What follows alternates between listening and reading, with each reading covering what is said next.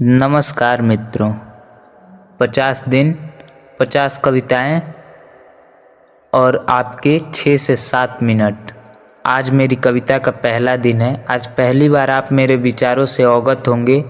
आज आपको ये पता चल जाएगा कि इन 50 दिनों में क्या होने वाला है। क्या सच में आपका इस चैनल पे आना और मुझे देखना सफल है या नहीं? क्या सच में मैं भारत के विचारों को आपके सामने रख पाऊँगा?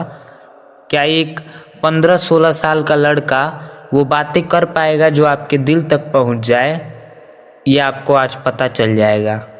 आज मेरी पहली कविता धर्म क्या है। अगर इस कविता से आपको किसी भी बात का ठेस पहुंचे तो मैं आपसे क्षमा चाहता हूं और अगले 5 मिनट तक आप अपने मन को शांत करके मेरी कविता सुनिए। अगर आपको कुछ कहना है तो आप कमेंट में कह सकते हैं। तो धर्म क्या है? आज खून से रंगी पूरी भारत धरा है। आज मैं बताऊंगा कौन सा धर्म बड़ा है। इतिहास को पलट कर देखो, भारत का इतिहास क्या खूब रहा है। पर आज धर्म के ठेकेदारों के चलते पूरा भारत डूब रहा है। ज्ञान की गंगा का पानी अब बचा पवित्र कहाँ है? सबको स्वीकार करे ऐसा बचा चरित्र कहाँ है?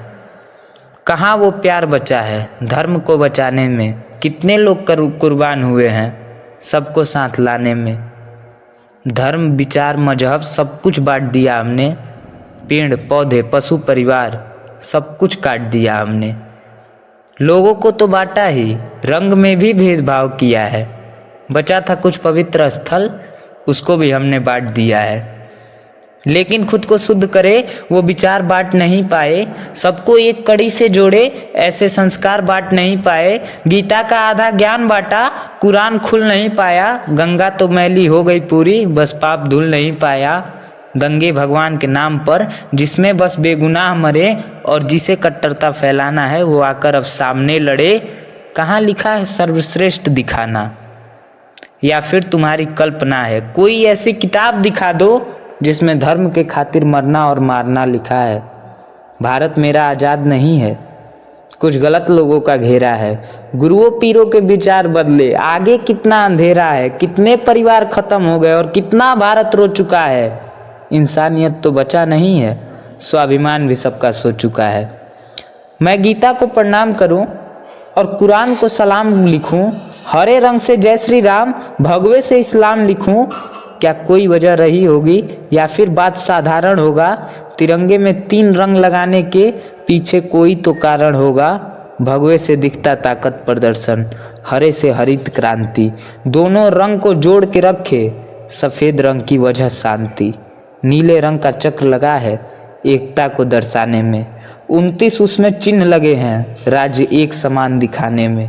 लेकिन कुछ ढोंगी चोला पहन के कितना झूठ फैला रहे हैं। खतरे में खुद प्रभु पड़े हैं ऐसा सबको बता रहे हैं। और सबसे बड़े मूर्ख तो लोग बसे हैं, जिसने उनको बनाया आज वो उसे ही बचा रहे हैं।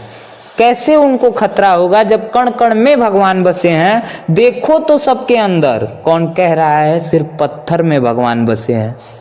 क्या वो सच में अधर्मी नहीं है या फिर कितने में बिका है?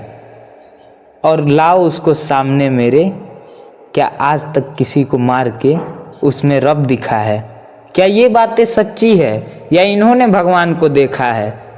और क्या जाओ और मुझे बचा लो ये कहकर अल्लाह ने भेजा है? वो दृश्य क्या रहा होगा?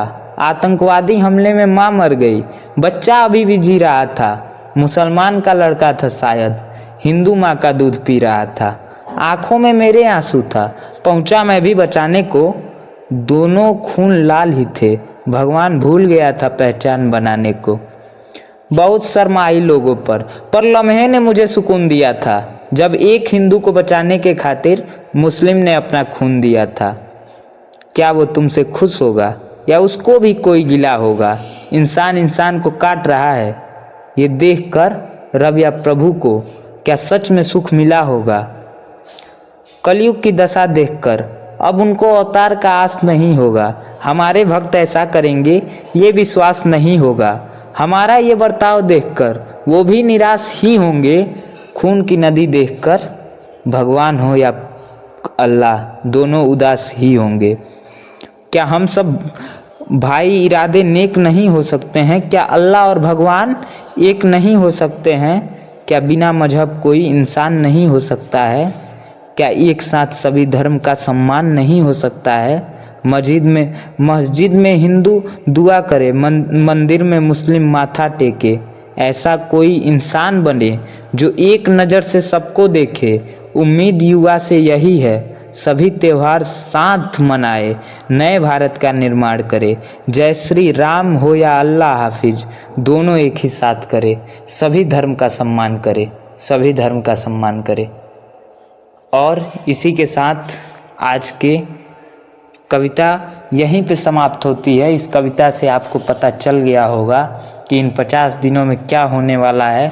मैं ये नहीं कह रहा हूँ कि आप मेरे चैनल को आके सब्सक्राइब कीजिए या कविता को लाइक कीजिए। मैं बस इतना चाहता हूँ कि आप जितने ज़्यादा घरों तक ये कविता पहुँचा सकें, उतने ज़्यादा घरों तक बस ये कविता पहुँचा दें। हर एक आदमी तक ये कविता पहुँचनी चाहिए। मेरे विचार भारत के हर एक मनुष्य तक पहुँचने चाहिए। बस यही मेरी विजय होगी और यहीं पे मैं अपने कविता को और इस वीडियो दोनों को विराम देता हूँ।